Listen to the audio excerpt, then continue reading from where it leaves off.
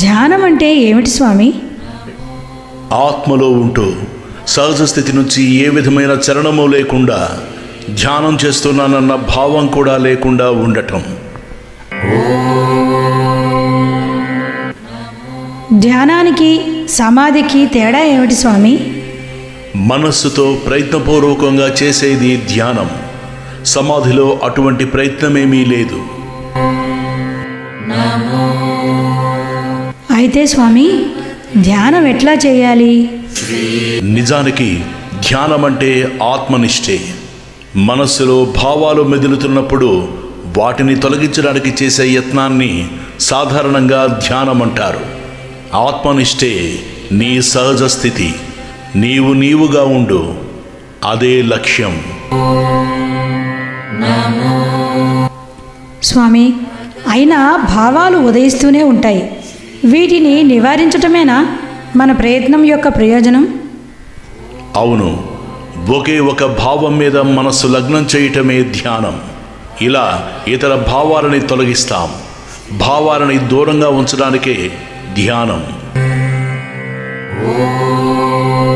స్వామి, ధ్యానం చేస్తున్నప్పుడు వచ్చే నిద్రను ఆపుకోవడం ఎలా? నిద్రను ఆపడానికి ప్రయత్నిస్తున్నావంటే ధ్యానంలో ఆలోచిస్తున్నావన్నమాట. స్వామి, నేను హఠయోగాన్ని చేస్తాను. అంతేకాక అహం బ్రహ్మాస్మి అని ధ్యానం కూడా చేస్తాను. ఈ ధ్యానం చేస్తూ ఉంటే కొద్దిసేపట్లో అంతా శూన్యమైపోతుంది. మృత్యు అంటే భయం ఏర్పడిపోతుంది. నన్నేం చేయమంటారు? అహం బ్రహ్మాస్మి అనేది ఒక భావం మాత్రమే. అలా అనుకునేది ఎవరు? బ్రహ్మమే అలా అనడం కాదు కదా. అలా అనవలసిన అవసరం దానికేముంది? అసలైన నేను ఎప్పుడు బ్రహ్మంలోనే ఉండటం వల్ల అది కూడా అలా అనలేదు. అట్లా అనడం కేవలం ఒక భావం మాత్రమే. ఎవరదా భావం? అన్ని భావాలకి మూలం అహం వృత్తే, అంటే నేను అనే భావమే. ఏ భావము లేకుండా ఉండు. భావమున్నంత వరకు భయం ఉంటుంది. స్వామి, ప్రాణాయామం వల్ల కలిగే మనోనిగ్రహం తాత్కాలికమేనా? శ్వాసను నిగ్రహించినంత వరకే మానసిక నిశ్చలత ఉంటుంది. ప్రాణాయామమే గమ్యం కాదు. అయితే స్వామి, కనుబొమ్మల మధ్యనున్న కేంద్రంపై ఏకాగ్రత కలిగి ఉండమని సలహా ఇస్తూ ఉంటారు కదా, అది సరైనదే అంటారా? నేనున్నానని అందరికీ ఎరుక ఉంటుంది. ఆ ఎరుకను విడిచి భగవంతుణ్ణి అన్వేషించబోనుతారు. కనుబొమ్మల మధ్య ఏకాగ్రత కలిగి ఉండవలసిన అవసరం ఏమిటి? భగవంతుడు ఉన్నాడనటం మూర్ఖత్వం. ఏకాగ్రతని పెంచుకోవడానికే ఈ సలహాలన్నీ.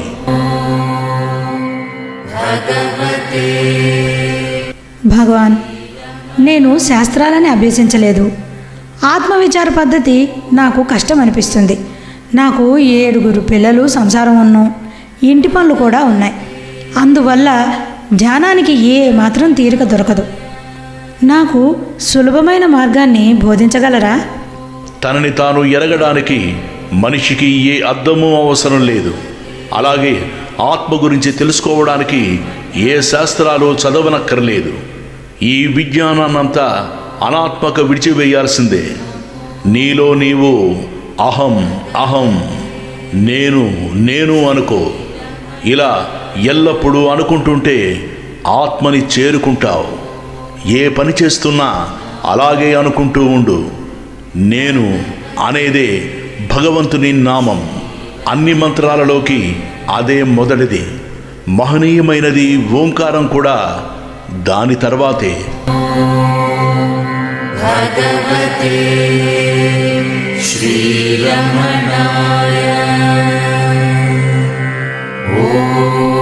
భగవాన్, భగవంతుడికి ఏవేవో పేర్లు పెట్టుకుని అవి పవిత్రమైనవని వాటిని జపిస్తే పుణ్యమని కూడా అంటారు. నిజమేనంటారా? కాకేం, నీకొక పేరుంది. ఆ పేరుతో పిలిస్తే పలుకుతావు. నీ శరీరం ఆ పేరు పెట్టుకు పుట్టలేదు కదా. తనకా పేరుందని శరీరం కూడా ఎవ్వరితోనూ చెప్పనూ లేదు. అయినా నీకొక పేరు పెట్టారు. దానికి నీవు బదులు పలుకుతావు. ఎందువల్ల? నీవు ఆ పేరుతో తాదాత్మ్యం చెందడం వల్ల. అంటే పేరు కేవలం కల్పనే కాదు, అది దేనినో సూచిస్తుందన్నమాట. ఆ విధంగానే భగవంతుని నామానికి ఒక ప్రభావం ఉంది. నామస్మరణ అంటే ఆ పేరు దేనిని సూచిస్తుందో దానిని గుర్తించుకోవడం. అందువల్లే పుణ్యం కూడాను. భగవాన్ శ్రీ రామకృష్ణ పరమహంస భగవంతుడితో మాట్లాడడం సాధ్యమైతే నాకెందుకు సాధ్యం కావట్లేదు? దానికి మనోబలం, స్వచ్ఛత ఉండాలి. ధ్యానంలో అభ్యాసం కావాలి. భగవాన్ ఆధ్యాత్మిక పదంలో సిద్ధులు లభిస్తాయా, లేక అవి ముక్తికి ఆటంకాలా? అన్నిటికన్నా ఉత్తమోత్తమమైన సిద్ధి ఆత్మ సాక్షాత్కారం.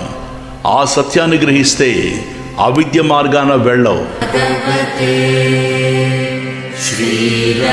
భగవాన్ సృష్టి ఎలా సంభవించింది? అది అనివార్యమని కొందరు, భగవంతుడి లీల అని మరికొందరు అంటారే, దీనిలో ఏది నిజం? శాస్త్రాలలో ఎన్నో వర్ణాలున్నాయి. కానీ సృష్టి అంటూ ఏమైనా ఉందా? సృష్టి అంటూ ఏమైనా ఉంటేనే కదా అది ఎలా సంభవించిందో చెప్పగలుగుతాం. ఈ సిద్ధాంతాల గురించి మనకు తెలియకపోవచ్చు, కానీ మనమున్నట్టు మనకు తెలుసు. ఆ నేను ఎవరో తెలుసుకున్న తర్వాత సృష్టి ఉన్నదో లేదో తెలుసుకోవచ్చు కదా. భగవాన్ అసలు సృష్టి యొక్క ఉద్దేశం ఏమిటి? ఇటువంటి ప్రశ్నను అడిగించటమే. ఈ ప్రశ్నకి సమాధానాన్ని పరిశీలించు. చివరికి అన్నిటికీ మూలమైన ఆత్మని గ్రహించి అందులో ఉండు. స్వామి, మాయా సత్యము ఒకటేనని తరచూ అంటూ ఉంటారు కదా, అది ఎలా సాధ్యం? శంకరుని మాయావాదాన్ని అర్థం చేసుకోకుండా ఆయనని విమర్శించారు. ఆయన చెప్పినది ఇది: బ్రహ్మం సత్యం, జగత్తు మిథ్య, జగత్తు బ్రహ్మం. ఆయన రెండవ దానితో ఆగలేదు. మూడవది పై రెండిటిని వివరిస్తుంది. ఆత్మలో ఒక భాగం చూస్తే జగత్తు సత్యం, ఆత్మకి భిన్నంగా చూస్తే జగత్తు మిథ్య. ఇది ఆయన చెప్పినది. అందువల్ల మాయా సత్యము ఒక్కటే. భగవాన్ పునర్జన్మ ఉన్నదా? అజ్ఞానమున్నప్పుడే పునర్జన్మ ఉంటుంది. అసలు పునర్జన్మ అంటూ ఇప్పుడు లేదు, పూర్వము లేదు, ముందు ఉండదు. ఇది యథార్థం. అసలు చనిపోయిన తర్వాత జీవుడు ఏమవుతాడు స్వామి? ఇప్పుడు బ్రతికి ఉన్న జీవుడు ఆ ప్రశ్నని అడగటం అప్రస్తుతం. కావాలంటే చనిపోయిన జీవుణ్ణే అడగని. ఈలోగా దేహధారి అయిన జీవుడు ప్రస్తుత సమస్యని పరిశీలించి తానెవరో తెలుసుకొని అప్పుడు ఈ సందేహాలు అంతమవుతాయి. అయితే భగవాన్, నన్ను నేను తెలుసుకుంటే భగవంతుణ్ణి కూడా తెలుసుకున్నట్టేనా? అవును, భగవంతుడు నీలోనే ఉన్నాడు. భగవాన్, నన్ను నేను తెలుసుకోవడానికి కానీ భగవంతుణ్ణి తెలుసుకోవడానికి కానీ అడ్డు ఏమిటి?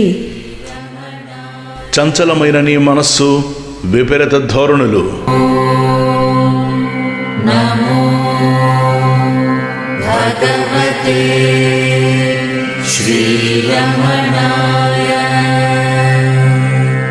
ఇలాగే ఎన్నో ప్రశ్నలకు ఆ వృక్షకుల స్థాయిని గుర్తించుకుని శ్రీ భగవాన్ సమాధానాలిచ్చేవారు. వారి అత్యున్నత స్థాయి బోధనని అర్థం చేసుకోలేని వారికి ఒక మెట్టు దిగి వచ్చి సమాధానమిచ్చేవారు.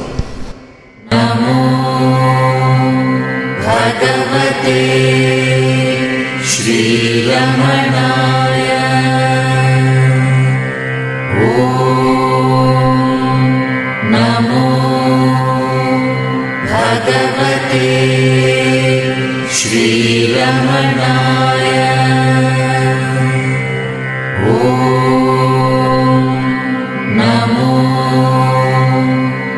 भगवते श्रीरमणाय।